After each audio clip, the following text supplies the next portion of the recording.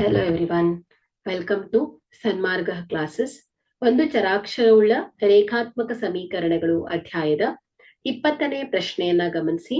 2x - 3 = x + 2 ಈ ಸಮೀಕರಣದ ಎಡಭಾಗದಲ್ಲಿರುವ ಪದೋಕ್ತಿಯನ್ನ ಬರೆಯಿರಿ.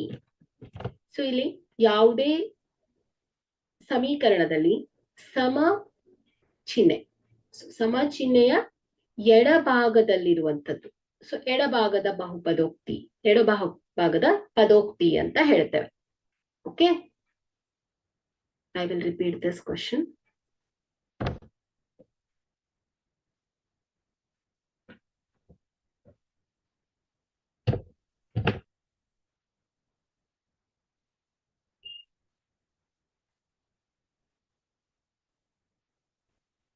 Hello everyone, welcome to Sanmarga classes.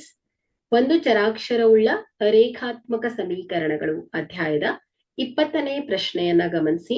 2x - 3 = x + 2 ಈ ಸಮೀಕರಣದ ಎಡಭಾಗದಲ್ಲಿರುವ ಪದೋಕ್ತಿಯನ್ನ ಬರೆಯಿರಿ. ಇಲ್ಲಿ ಯಾವುದೇ ಸಮೀಕರಣದಲ್ಲಿ ಸಮ ಚಿಹ್ನೆಯ ಎಡಭಾಗದಲ್ಲಿರುವುದು ಅಲ್ವಾ, ಸೊ ಇಲ್ಲಿ ಎಡಭಾಗದ ಪದೋಕ್ತಿ ಅಂತ ಕರಿತೇವೆ. ಹಾಗಾದ್ರೆ ಇಲ್ಲಿ ಈ ಸಮೀಕರಣದಲ್ಲಿ ಎಡಭಾಗದ ಪದೋಕ್ತಿ ಯಾವ್ದಾಗತ್ತೆ ಹೇಳಿ? 2x - 3. ಓಕೆ, ಸೊ ಇದೇನಾಯ್ತು, ಈ ಸಮೀಕರಣದ ಎಡಭಾಗದಲ್ಲಿರುವ ಪದೋಕ್ತಿ ಆಗಿದೆ. Thank you.